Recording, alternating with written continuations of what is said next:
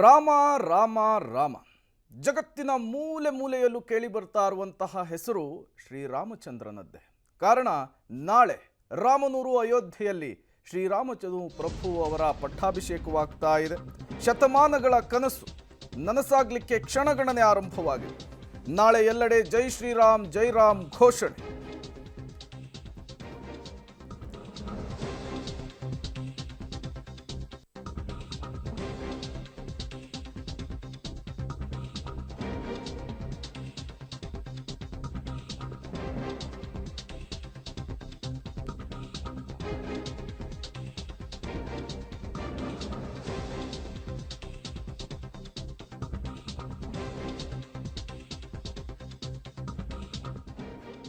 ಭಾರತದ ಉತ್ತರದಿಂದ ದಕ್ಷಿಣದವರೆಗೂ ಈಗ ಕೇಳಿ ಬರ್ತಾ ಇರುವ ಹೆಸರು ಒಂದೇ, ಅದು ರಾಮ.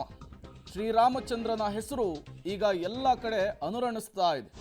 ಅಯೋಧ್ಯೆಯಲ್ಲಿ ತಲೆ ಎತ್ತಿ ನಿಂತಿರುವಂತಹ ರಾಮ ಮಂದಿರದಲ್ಲಿ ಬಾಲರಾಮನ ಪ್ರಾಣ ಪ್ರತಿಷ್ಠಾಪನೆಗೆ ಇನ್ನುಳಿದಿರುವುದು ಕೇವಲ 30 ಗಂಟೆಗಳು ಮಾತ್ರ. ಎಲ್ಲೆಡೆ ಜೈ ಶ್ರೀರಾಮ ಘೋಷಣೆಗಳು ಕೇಳಿ ಬರ್ತಾ ಇದೆ. ಪಬ್ಲಿಕ್ ಟಿವಿಯಲ್ಲಿ ಅಯೋಧ್ಯೆಯ ವಿಚಾರಕ್ಕೆ, ರಾಮ ಮಂದಿರದ ಉದ್ಘಾಟನೆಯ ವಿಚಾರಕ್ಕೆ ಕ್ಷಣ ಕ್ಷಣದ ಅಪ್ಡೇಟ್ಸ್ ಅನ್ನು ನಿಮಗೆ ಕೊಡುವಂತಹ ಕೆಲಸವನ್ನು ಮಾಡ್ತಾ ಇದೆ. ದೇವಸ್ಥಾನಗಳಲ್ಲಿ ಬೆಳಗ್ಗೆಯಿಂದಲೇ ವಿಶೇಷ ಪೂಜಾ ಕೈಂಕರ್ಯಗಳನ್ನು ಹಮ್ಮಿಕೊಳ್ಳಲಾಗಿದೆ. ರಾಮನ ಜಪದಲ್ಲಿ ಕೋಟಿ ಕೋಟಿ ಭಕ್ತ ಸಾಗರ ಮುಳುಗಿರುವಂಥದ್ದು. ಈಗಾಗಲೇ ಅಸಂಖ್ಯ ಭಕ್ತರು ಅಯೋಧ್ಯೆಯತ್ತ ತೆರಳುತ್ತಾ ಇದ್ದಾರೆ. ರಾಮನನ್ನು ನೋಡಬೇಕು ಅನ್ನುವಂತಹ ಕಾತುರದಲ್ಲಿದ್ದಾರೆ. ಈ ಬೆನ್ನಲ್ಲೇ ನೀವು ಕೂತಲ್ಲಿಯೇ, ನೀವಿರುವಂತಹ ಜಾಗದಲ್ಲಿಯೇ ಶ್ರೀರಾಮಚಂದ್ರ ಪ್ರಭುವಿನ ದರ್ಶನವನ್ನು ಪಡೆಯಬಹುದು. ಅಲ್ಲಾಗ್ತಾ ಇರುವಂತಹ ಪೂಜಾ ಕೈಂಕರ್ಯಗಳನ್ನ, ವಿಧಿ ವಿಧಾನಗಳನ್ನ ಕುಂತಲ್ಲಿಯೇ ನೋಡಬಹುದು. ಆ ಕೆಲಸವನ್ನ ಪಬ್ಲಿಕ್ ಟಿವಿ ಮಾಡ್ತಾ ಇರುವಂತಹದ್ದು ಮೆಗಾ ಕವರೇಜ್ ಅನ್ನು ಮಾಡ್ತಾ ಇದೆ. ಕ್ಷಣ ಕ್ಷಣದ ಮಾಹಿತಿಯನ್ನ ನಿಮಗೆ ಒದಗಿಸುವಂತಹ ಕೆಲಸವನ್ನ ಮಾಡ್ತಾ ಇರುವಂತಹದ್ದು. ರಾಮ ರಾಮ ರಾಮ, ಎಲ್ಲೆಲ್ಲೂ ಈಗ ರಾಮನದ್ದೇ ಜಪ. 500 ವರ್ಷಗಳ ಬಳಿಕ ದೇಶದ ಮೂಲೆ ಮೂಲೆಯಲ್ಲಿ ಮಾತ್ರವಲ್ಲದೆ ಜಗತ್ತಿನಾದ್ಯಂತ ರಾಮ ಮಂತ್ರವೇ ಮಾತನಾಡಿಸ್ತಾ ಇದೆ.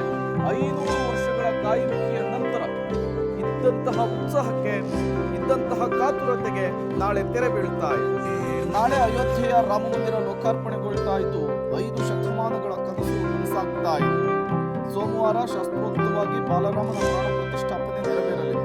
ಇದಕ್ಕಾಗಿ ರಾಮನೂರು ಅಯೋಧ್ಯೆ ಮಧುವನ ಕಿತ್ತಿಯಂತೆ ಸಿಂಗಾರಗೊಂಡಿದೆ.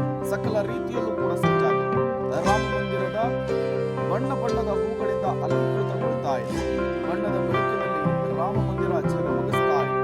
ದೇಶದ ಮೂಲೆ ಮೂಲೆಯಿಂದ ಭಕ್ತರ ದಂಡೆ ಹರಿದು ಬರ್ತಾ ಇದೆ.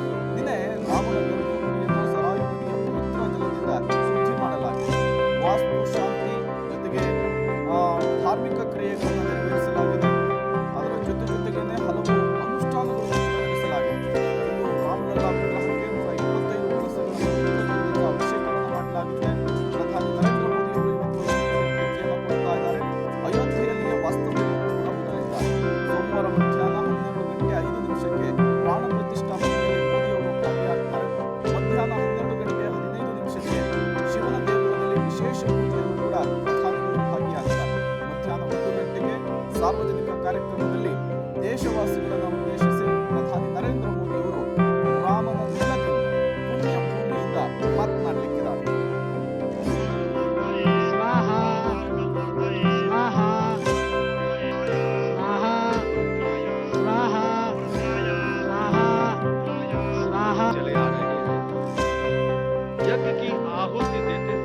ಕಳೆದ ಸೋಮವಾರದಿಂದಲೂ ಕೂಡ ರಾಮನೂರು ಅಯೋಧ್ಯೆಯಲ್ಲಿ ವಿವಿಧ ವಿಧಿ ವಿಧಾನಗಳನ್ನು ನೆರವೇರಿಸಲಾಗ್ತಾ ಇದೆ. ಇನ್ನೂ ಕೂಡ ಹೋಮ ಹವನಗಳನ್ನು ನಡೆಸಲಾಗಿದೆ. ನಿರ್ವಿಘ್ನವಾಗಿ ಕಾರ್ಯಕ್ರಮ ನೆರವೇರಬೇಕು.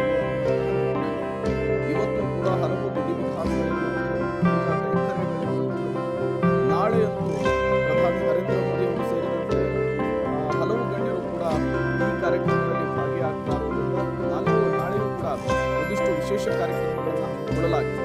ಕಳೆದ 1 ವಾರದಿಂದಲೂ ಕೂಡ ಈ ರೀತಿಯ ಕಾರ್ಯಗಳನ್ನು, ಪೂಜಾ ಕೈಂಕರ್ಯಗಳನ್ನು ಇಡೀ ಅಯೋಧ್ಯೆನೇ ಸಂಪೂರ್ಣವಾಗಿ ಕೇಸರಿಮಯವಾಗಿದೆ.